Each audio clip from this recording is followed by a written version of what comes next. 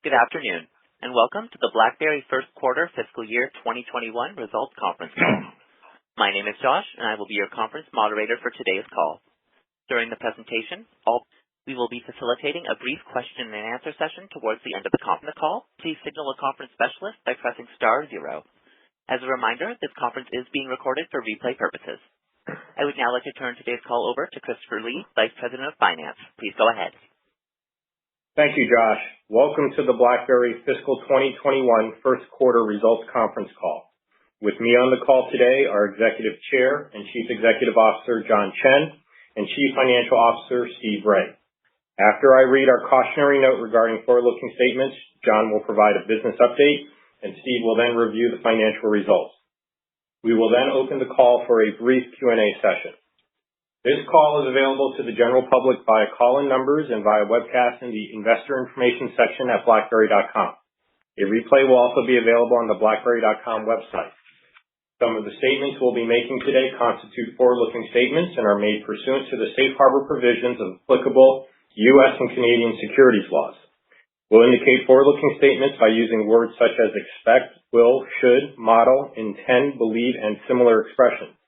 Forward-looking statements are based on estimates and assumptions made by the company in light of its experience and its perception of historical trends, current conditions, and expected future developments, as well as other factors that the company believes are relevant. Many factors could cause the company's actual results or performance to differ materially from those expressed or implied by the forward-looking statements.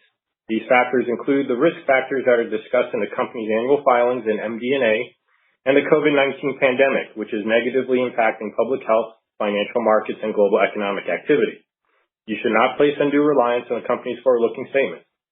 The company has no intention and undertakes no obligation to update or revise any forward-looking statements except as required by law. As is customary during the call, John and Steve will reference non-GAAP numbers in their summary of our quarterly results. For a reconciliation between our GAAP and non-GAAP numbers, please see the earnings press release and supplement published earlier today, which are available on the EDGAR, SEDAR, and BlackBerry.com websites. I will now turn the call over to John. Thank you, Steve. Chris. Sorry, I was looking at Steve. Thank you, Chris. Good afternoon, everybody. I hope that all of you and your families and your loved ones are staying safe and healthy during this very unprecedented times. This fiscal quarter of ours, which happened to be March, April, and May, overlapped directly with COVID-19 business constraints, resulting in both headwinds and tailwinds. The entire company moved to working from home in early March, and operation has been reasonably smooth. I will start with the financial highlight in the quarter and then move into a business commentary. I will reference non-GAAP number in my summary. In our first fiscal quarter, we reported total company revenue of $214 million. All the businesses performed in line or better than our expectation, except for QNX, which was negatively affected by global auto production shutdowns. However, our enterprise product and services that feature security and productivity benefit from the increase in remote working, business continuity, and crisis management use cases with our customers. Total company billings were also down year over year due to the pandemic, but the billings decline rate was less than the revenue decline rate. This is, of course, big positive for future revenue. Gross margin was 71%. We achieved a profit of 2 cents per share. BlackBerry continues to balance profitability and investment for the long term. Cash use in operation was $31 million versus $64 million in cash use in operation last year. As you are aware, our first fiscal quarter typically has a high use of cash due to the commission and the annual bonuses payment. This year, we spread the annual bonus payment over to the first 2 quarters. Total ending cash and investment balance at May 31st was $955 million.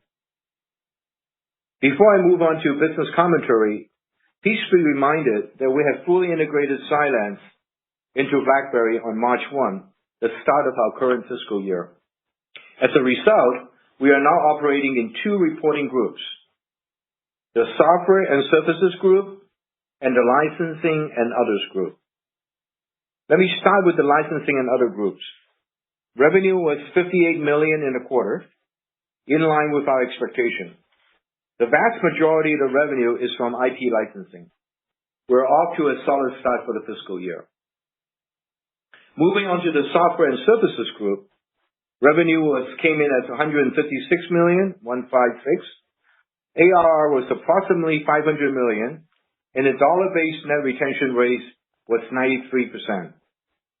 Going forward, we intend to provide these metrics on a quarterly basis. Net customer churn was close to 0%, and there has been no change to this net churn rate for the last several quarters. Let me click down on a key product component of the group. Let's start with QNX. Development seat, professional services, and royalty revenue were all negatively impacted, primarily due to the auto shutdown, production shutdown, and the project delays. That said, we're starting to see signs of recovery in the auto sector, evidenced by the reopening of the production facilities.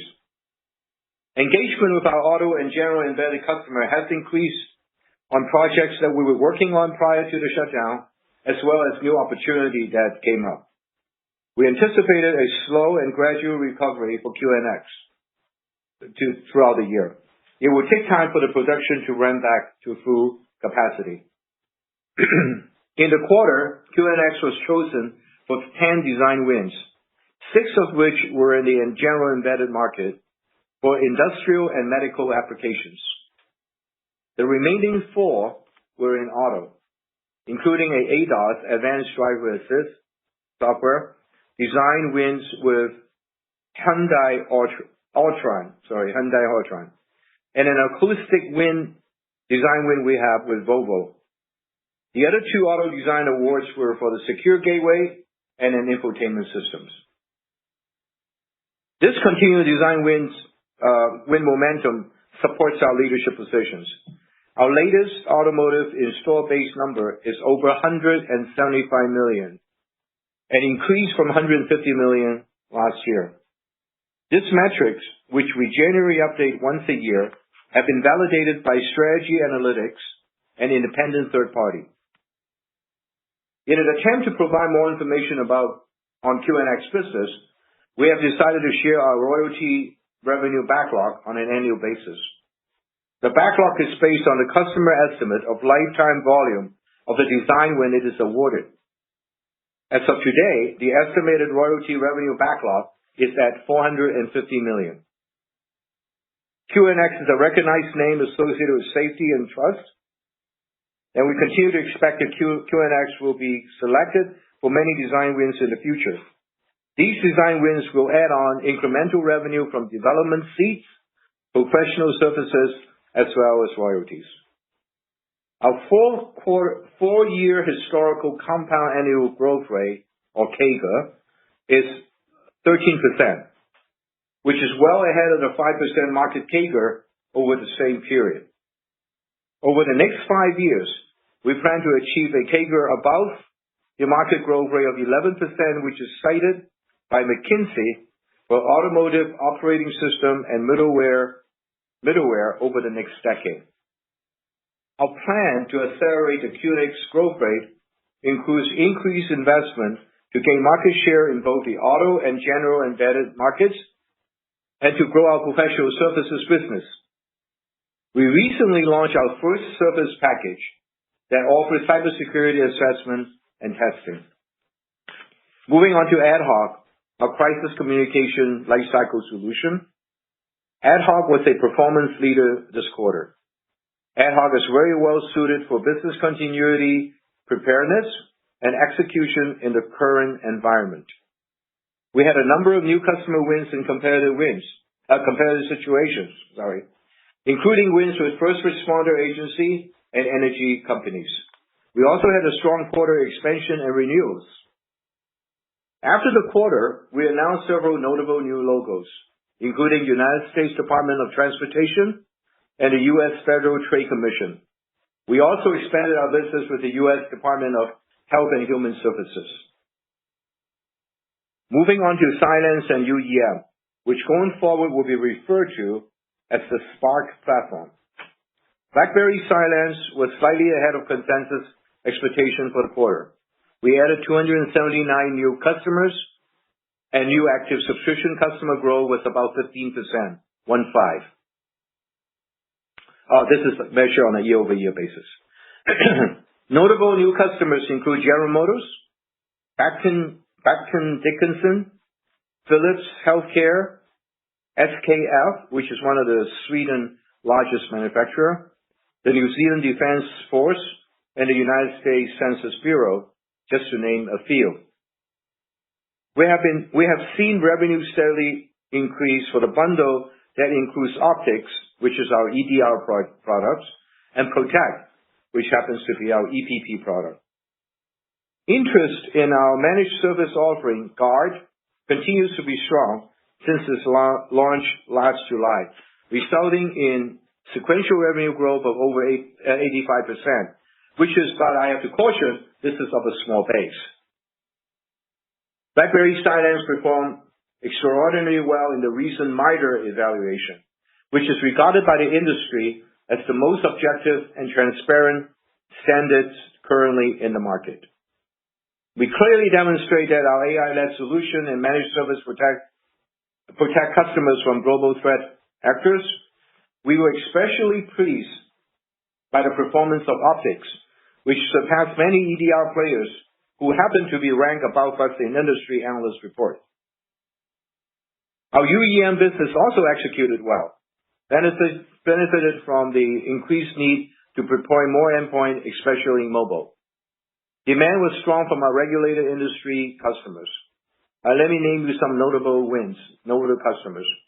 They include American Express, CIBC, the European Bank for Reconstruction and Development, Qatar National Bank, the National Commercial Bank, Absa Bank, the Development Bank of Singapore, Mitsubishi UFJ Financial Group, and the Republic of India. With the Republic of India win, we now have 18 of the G20 government as customers. These wins, I hope you agree, will solidify our strength in the financial services and government vertical. Let me wrap up with the Spark Suite. Enterprise today face an increasingly chaotic environment where cyber threats are ever more sophisticated and pervasive. Attackers primarily target endpoints in 70% of successful breaches, especially in the form of mobile. The 5G rollout will lead us to a significant increase in attack on mobile endpoints. At the same time, enterprise endpoint and the amount of data shared at the edge are also growing exponentially. Together, cybersecurity threats and endpoint chaos are putting organizations at risk while cutting into the employee productivity and increasing the IT costs. A recent assessment by Frost & Sullivan defines the cyber threats to the entire IoT landscape. This report recognized how BlackBerry solution addressed over 96% of the collective threats. A copy of this assessment is available on our website. A big part of BlackBerry value proposition is our ability to address these threats with our Spark Suite, a platform that combines endpoint security as well as endpoint management. Though the Spark Suite were only launched on May 19, which was maybe 4 or 5 weeks ago, they have been extremely well received by both customers and partners. Since the launch, over 15 customers have purchased one of our Spark Suites, including Deutsche Börse AG, one of the largest provider of financial market transaction infrastructure worldwide. After the quarter, we announced a partnership with Bell Canada. BlackBerry becomes Bell Canada's preferred partners for mobile threat detection and defense. MTDs, sometimes used as mobile threat defense. Bell will offer our MTD product to their enterprise customers. Our AI-driven MTD product is one of the core pillars in our Spark Suites. We're adding more features. We are on schedule to ship data loss protection and secure gateway later this year. We anticipated these additional pillars will increase revenue. We also believe this will increase our addressable market because of the way we architect our UES security layer to interoperate with competitors' UEM solutions. Let me wrap up this session on the personnel front. We recently announced that Tom Eacobacci has been appointed as BlackBerry newest president. Tom's role will be to lead all business activities for the software and services group. Tom is an accomplished software sales executive from Citrix, with over 20 years of enterprise customer-facing experience. Tom has led all facets of the global sales organization.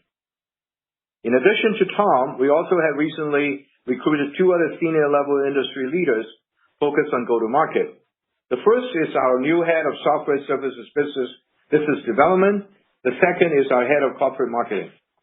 Both started on June 15 already. The hiring, I hope, is a good indicator of industry talent interested in joining BlackBerry and demonstrate our conviction to build a stronger go-to-market engine. With that said, let me turn the call over to Steve to provide more details about our financial performance. Thank you, John. My comments on our financial performance for the fiscal quarter will be in non-GAAP terms unless otherwise noted. Please refer to the supplemental table in the press release for the GAAP and non-GAAP details and reconciliations. We delivered first quarter non-GAAP total company revenue of $214 million and GAAP total company revenue of $206 million. I will break down revenue shortly. First quarter total company gross margin was 71% versus 75% reported in the first quarter of fiscal 2020. The change is due primarily to a decline in QNX royalty revenue. Our non-GAAP gross margin includes software deferred revenue acquired but not recognized of $8 million and excludes stock compensation expense of $2 million. First quarter operating expenses of $150 million were down sequentially by $22 million. We continued our investment in product development and go-to-market while maintaining strong control over spending given the current macro landscape. And of course, the global shutdown did help to reduce spending. Our non-GAAP operating expenses exclude a $594 million non-cash accounting goodwill impairment charge. This represents an impact of $1.06 to GAAP earnings per share. This assessment was required in accordance with accounting rules and was driven by the broad-based economic decline and corresponding impact on our market capitalization. Further details will be available in our Form 10-Q. In addition, our non-GAAP operating expenses exclude $33 million in amortization of acquired intangibles, $12 million in stock compensation expense, $3 million for software deferred commissions expense acquired, $1 million in restructuring costs, and a charge of $1 million related to the fair value adjustment on the convertible debenture. First quarter non-GAAP operating income was $3 million, and first quarter non-GAAP net income was $12 million. Non-GAAP earnings per share was 2 cents in the quarter. Our adjusted EBITDA was $20 million this quarter, excluding the non-GAAP adjustments previously mentioned. So this equates to an adjusted EBITDA margin of 9%. I will now provide a breakdown of our revenue in the quarter. In our software and services group, our product revenue was between 80 and 85% of the group's revenue mix, with professional services comprising the rest of the mix. Recurring software product revenue was above 90% in the quarter. In our licensing and other group, as John noted earlier, the vast majority of revenue is from IP licensing. And service access fees were about $2 million, and we anticipate about this amount for each remaining quarter in fiscal 2021. Now moving to our balance sheet and cash flow performance. Total cash, cash equivalents, and investments were $955 million at May 31st, 2020, which decreased by $35 million from February 29, 2020. Our net cash position was $350 million at the end of the quarter. First quarter free cash flow, before considering the impact of acquisition and integration expenses, restructuring costs, and legal proceedings, was negative $30 million.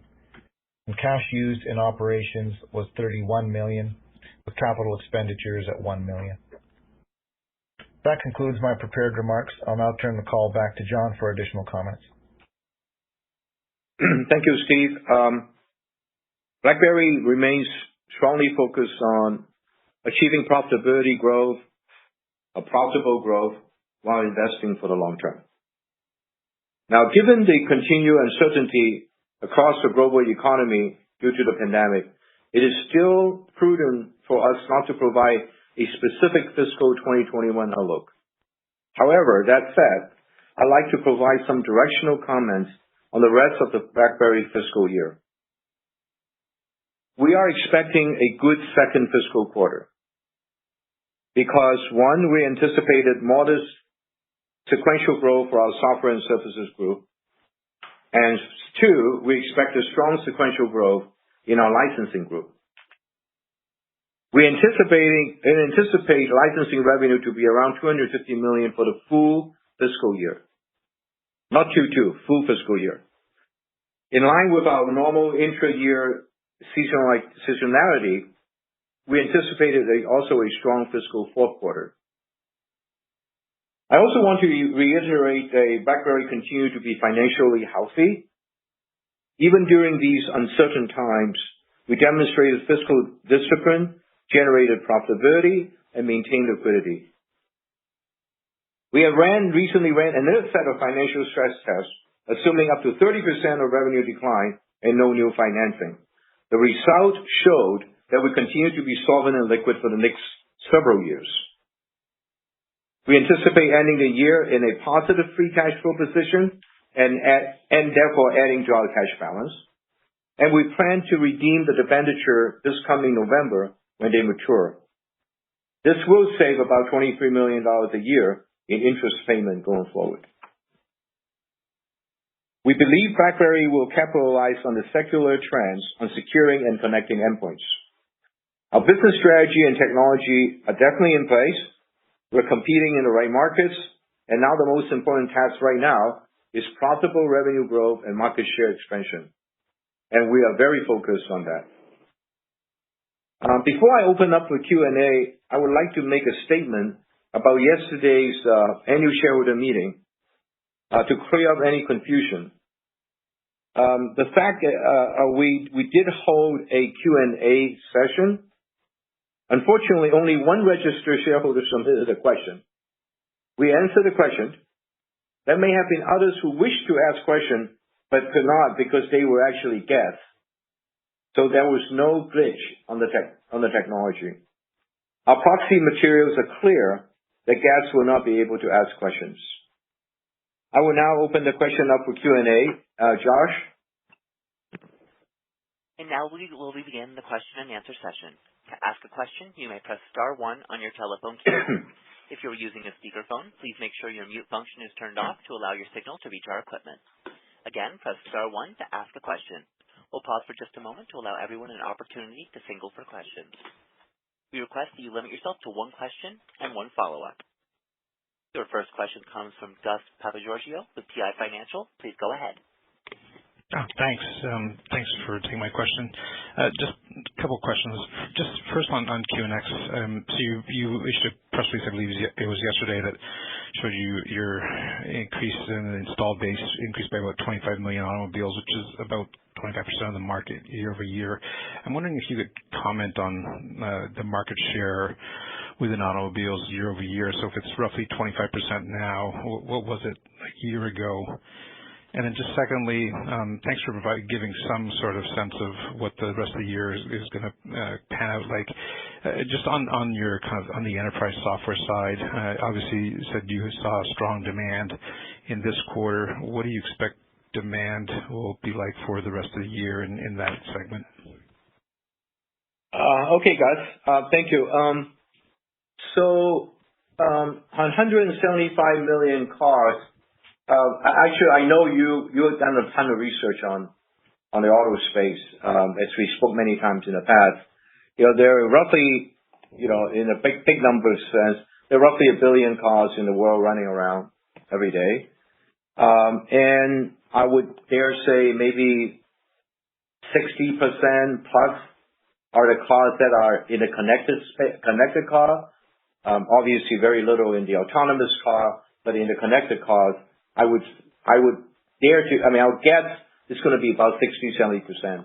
And so if you look at that number, you look at the fact that we have 175 million cars that have our software, on the road today. You could calculate the market share. We definitely are. If you take about 600, you divide by that, I'm guessing we're roughly about 30% market share. That will be my best guess. Non-scientific. I just walk you through how I look at the numbers. I'm sure somebody else might point out, maybe they'll point out 4 in my in my thinking, but that's that. So regarding the year, I think when I look at maybe I'll start with the industry consensus. Maybe I'll start with that.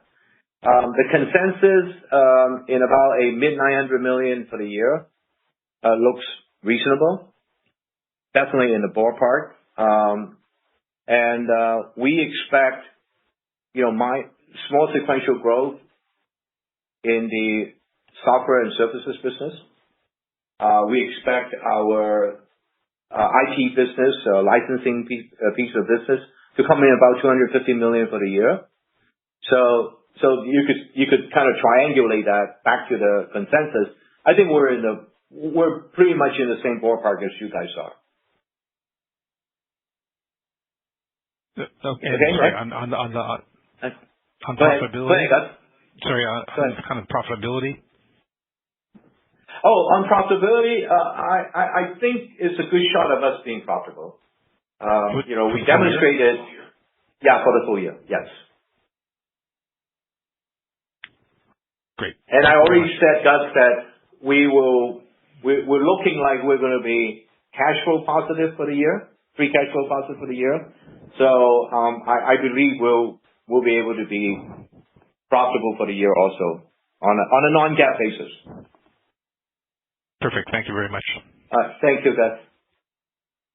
Your next question comes from Daniel Chen with TD Securities. Please go ahead. Oh, hi. Thanks for taking my questions.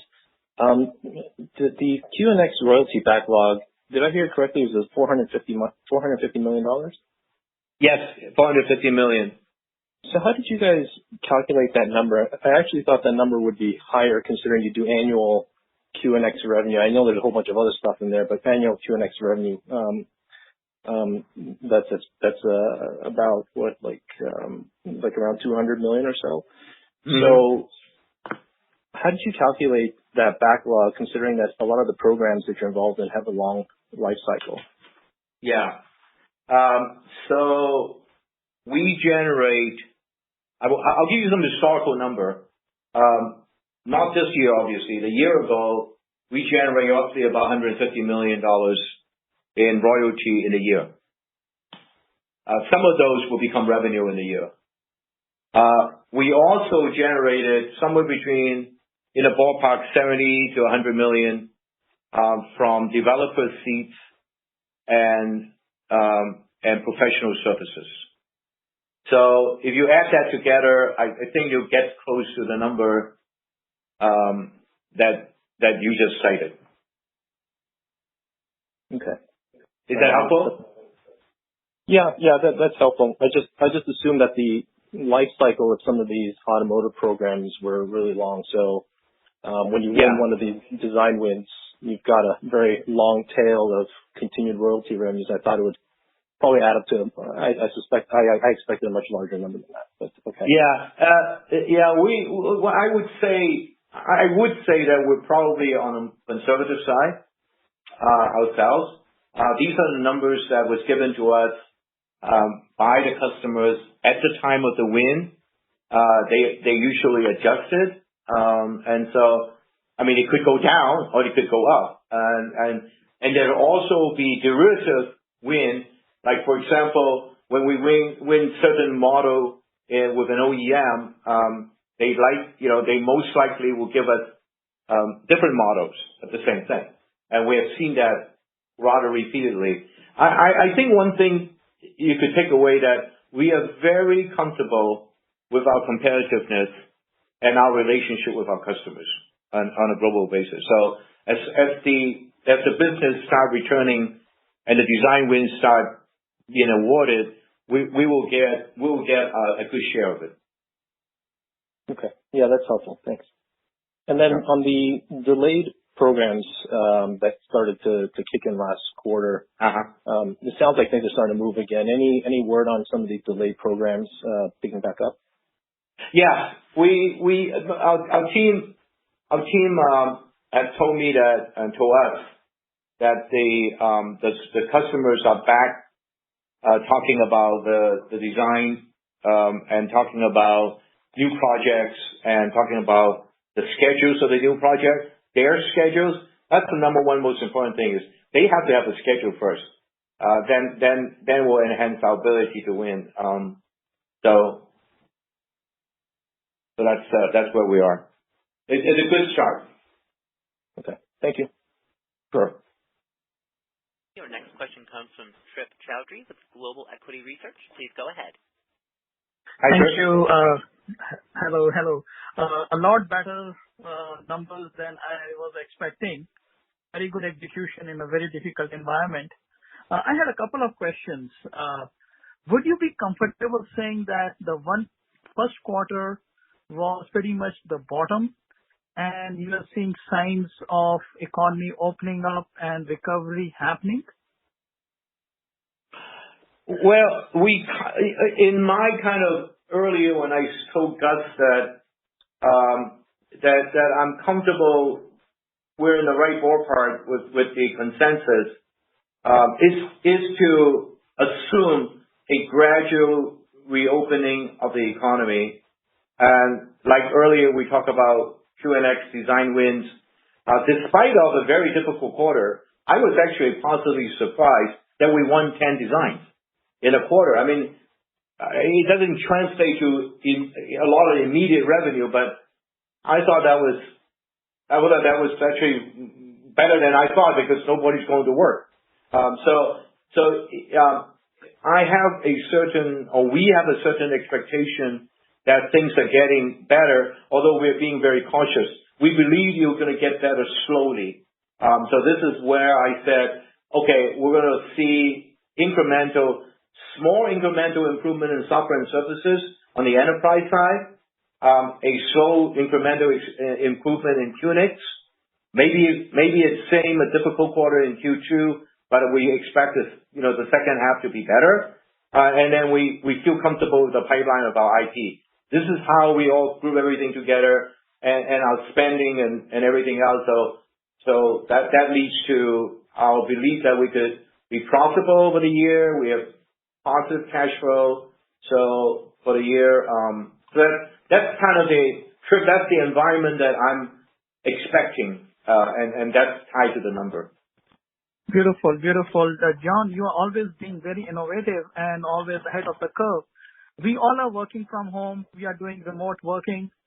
But there's a challenge when it comes to selling, in terms of remote selling.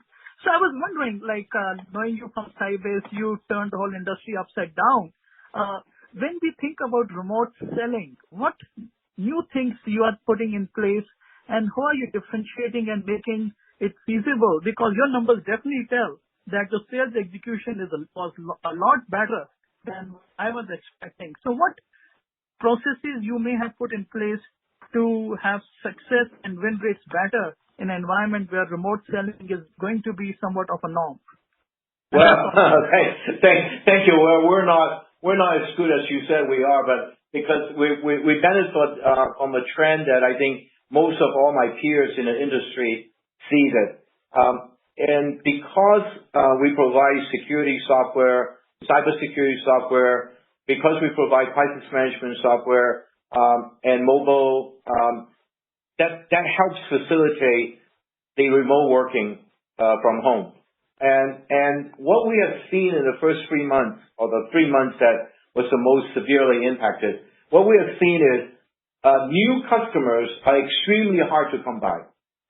Existing customers upselling to them, and they have a built-in requirement to need more software, more seats, more licenses, and in some cases, ad hoc, where people are on the fence and say, well, I don't really know I need it, whatever, they have decided they need it. And so they're, and because, unfortunately, because of the price, it's kind of like the only silver lining to this pandemic situation. But I traded notes with other CEO of other tech company. Pretty much everybody is saying the same thing.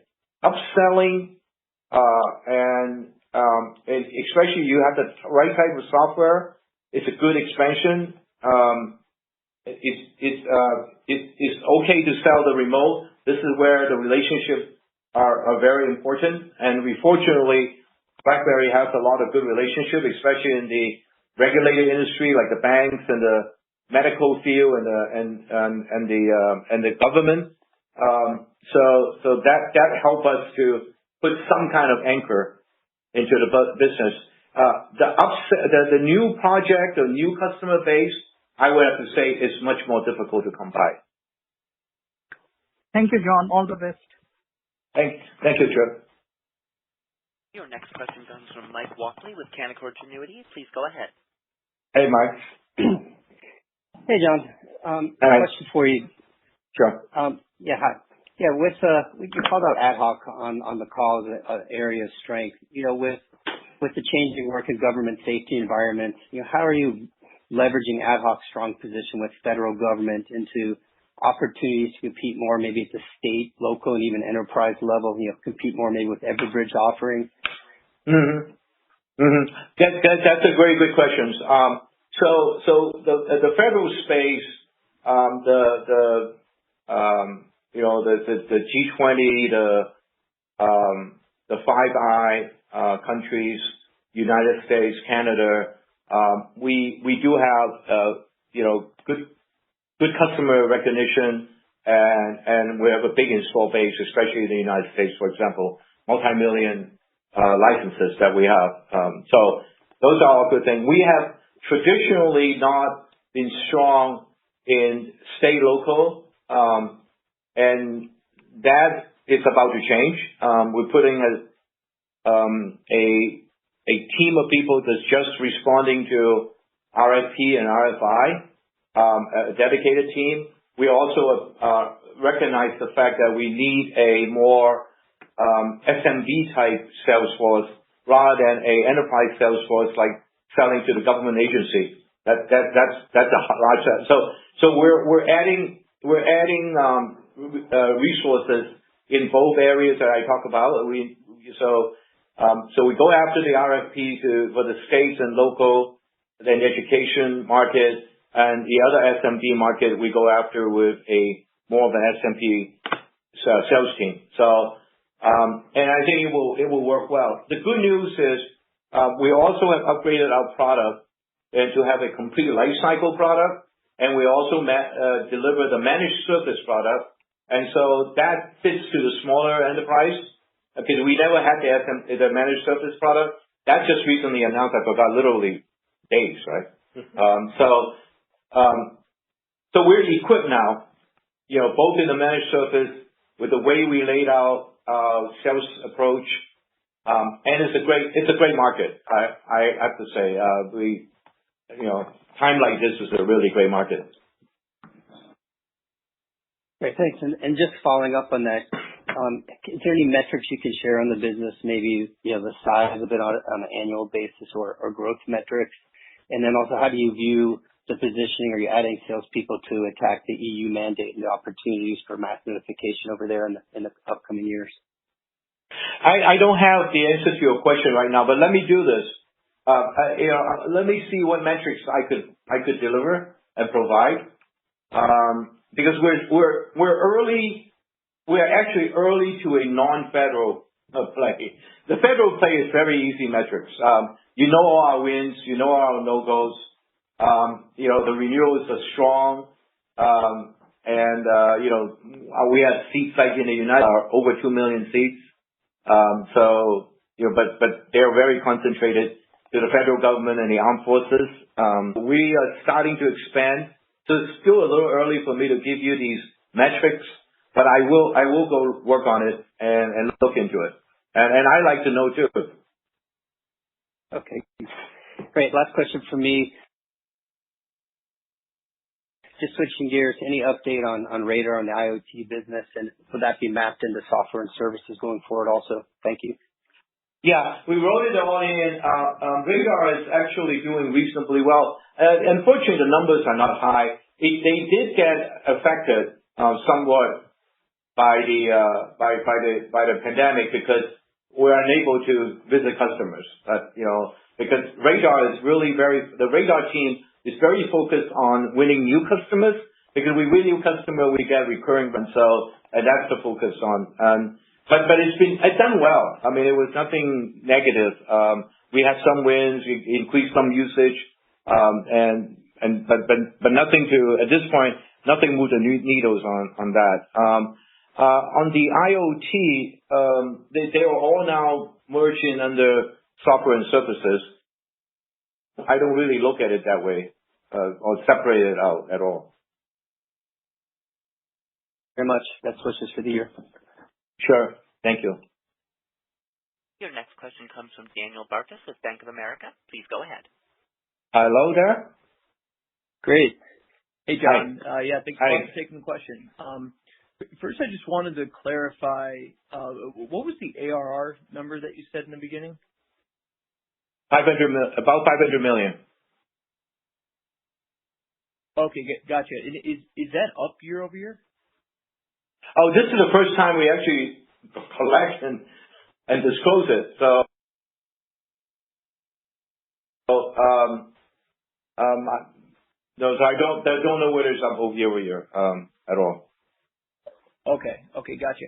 And then just what was the Cylance consensus number that you grew year over year? Yeah, year over year is relatively flat. And I think the Cylance numbers is like 49 million for the quarter. That's probably right. Yeah. Gotcha. Just around that number. Gotcha. And then just last one, I'm surprised the SG&A is so low.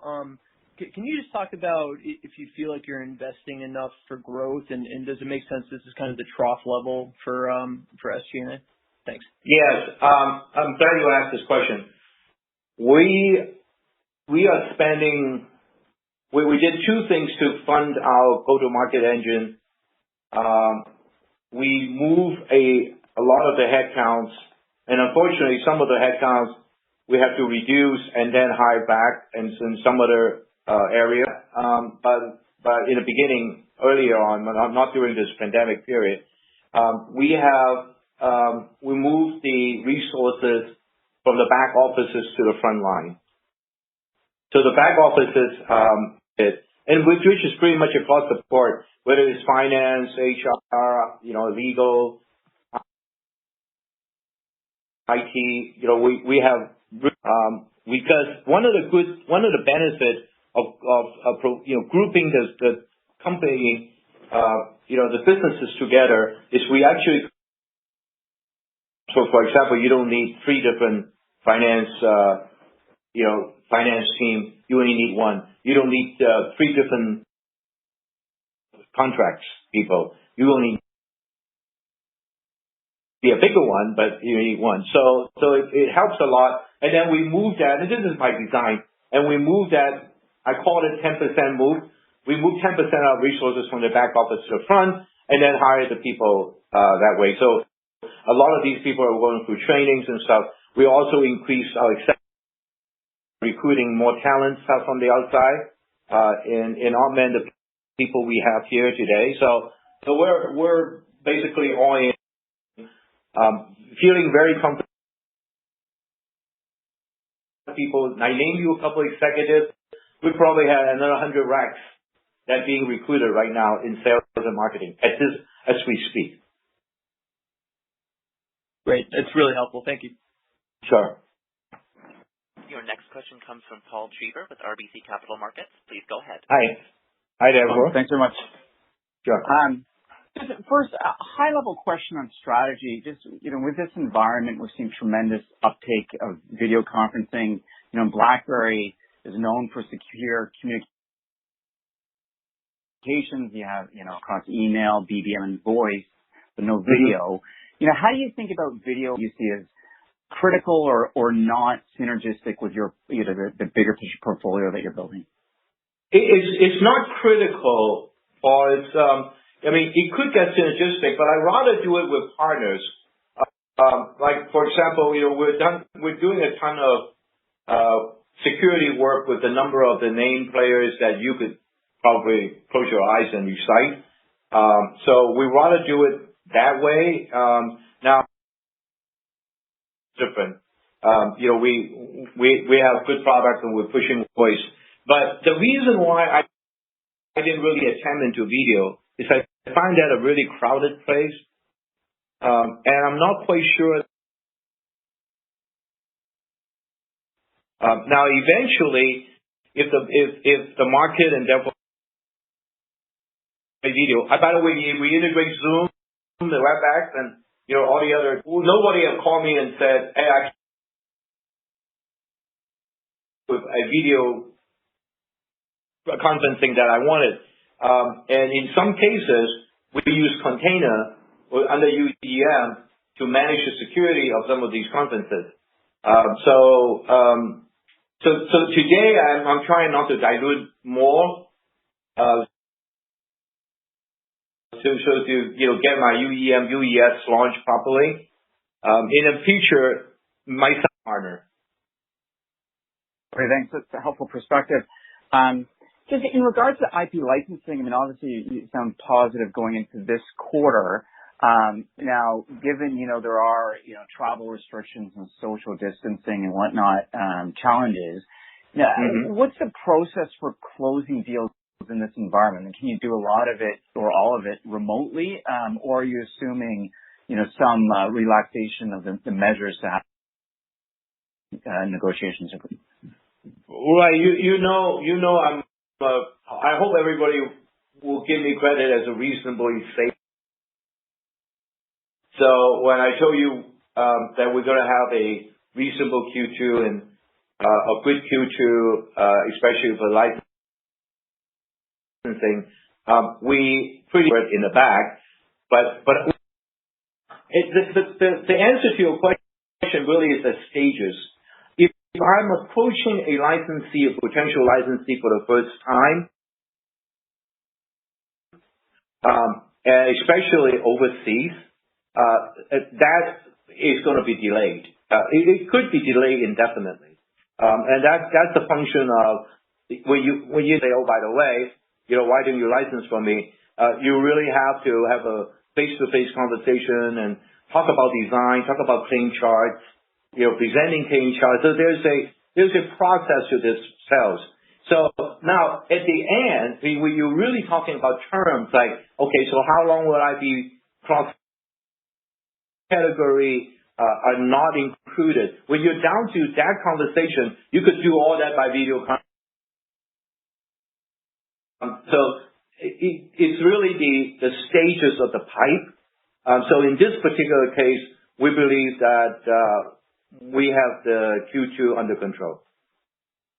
One last one for me is, I think last quarter you mentioned you had $30 million in new pipeline from that. Can you provide an update on the pipeline or perhaps, how the conversion?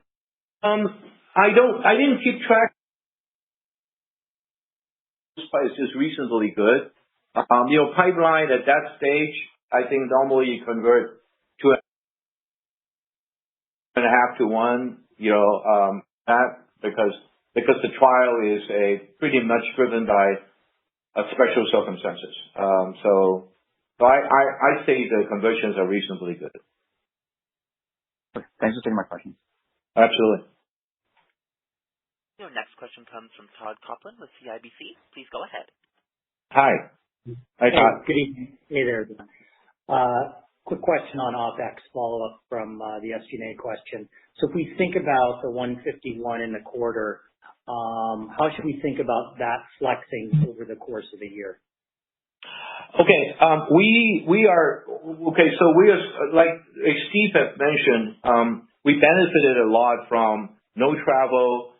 We benefited a lot from the shutdown. But I will tell you, I'm here, unfortunately looking at Chris, but I have to do what I have to do. And we are gradually opening up. There are 6 offices in multiple phases around the world that's opened up. And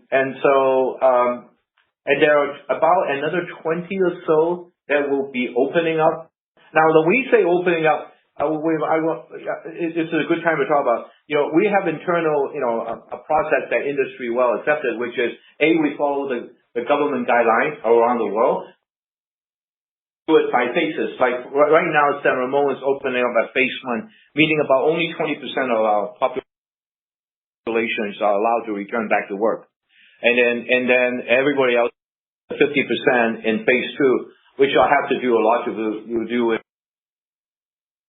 the provisions and the provinces and so forth, to see how the health situation progresses.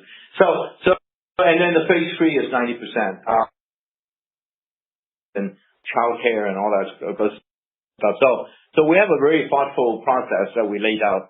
Now the reason I'll take you down this on answering your question on about expenses is that we will see expenses to start going up, and in addition to that, we are hiring a lot of people on a global basis.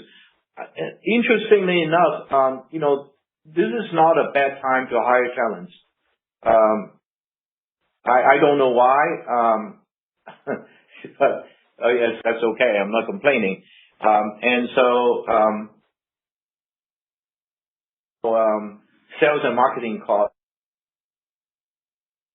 Virtual, since we're doing most of it virtual, we should still save money on travel. We will save money on actual shows that we go to that we no longer go into, for example. So there's a give and take there, but you should see it trending up.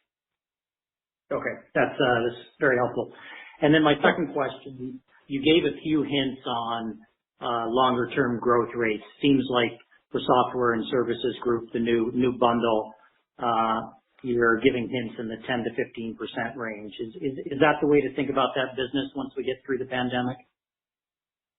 Well, yeah. Yes.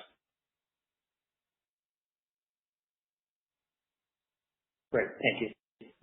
Sure, of course. Thank you. I would like to turn the call back over to John Chen, Executive Chair and CEO of BlackBerry, for closing remarks. Thank you, Josh. Okay, so before I close, I'd like to mention one of our recent announcements in demonstrating our commitment to the Sustainable Development Goal initiated by the United Nations. I'm very proud that BlackBerry continues to contribute towards making the world a better place, and I hope a lot of you agree with me. I'm sure you do. And we have made significant progress towards our goal to be carbon neutral by 2021. We'll get to carbon neutral by next year. This is later in the day for the East Coast friends of ours. But thank you. Stay safe, stay healthy. I hope to see you guys in person soon. This concludes today's call. Thank you for your participation. You may now disconnect.